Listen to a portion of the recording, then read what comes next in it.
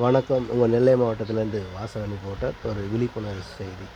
மாமல்லபுரத்தில் பாடகர் வேல் முருகனுடன் சேர்ந்து நடனமாடிய ஒரு கல்யாண ரிசப்ஷனில் ஒரு பெண் மரணமடைந்து உள்ளார். இது அவருடைய கடைசி டான்ஸ் ஆட்டம்.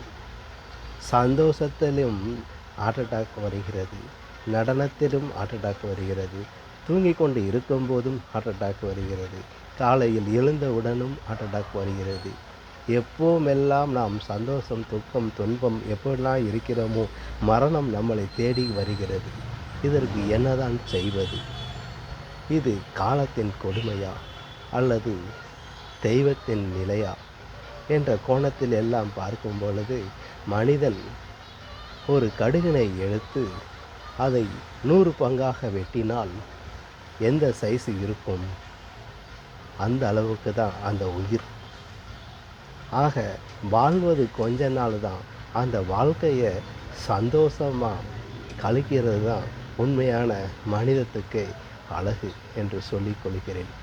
அந்த இறந்த ஜீவா என்கிற பெண்ணுக்கு ஆழ்ந்த இரங்கலையும் அனுதாபங்களையும் நெல்லை மாவட்டத்திலிருந்து வாசகன் ரிப்போர்ட்டர் சார்பாக தெரிவித்துக் கொள்கிறேன்.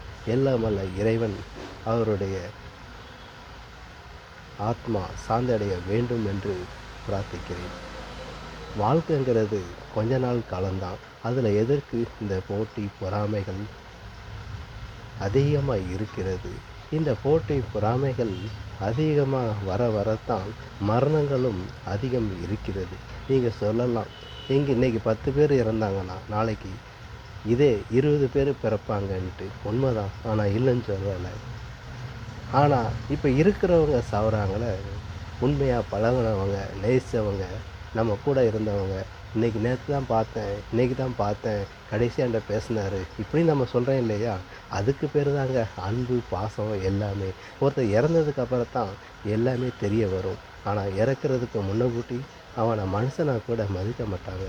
இதுதான் நம்ம நாட்டோட இந்த உலகமே அப்படி தான் இயங்கி கொண்டு இருக்கிறது. கொஞ்சம் கடுகளவாது கொஞ்சம் இரக்க குணம், மனிதாபிமானம் எல்லாமே வேண்டும். அப்படி இருந்தால் மட்டுமே எல்லோருக்குமே ஒரு அழகு என்று சொல்லிக்கொண்டு விடை பெறுகிறேன். நன்றி.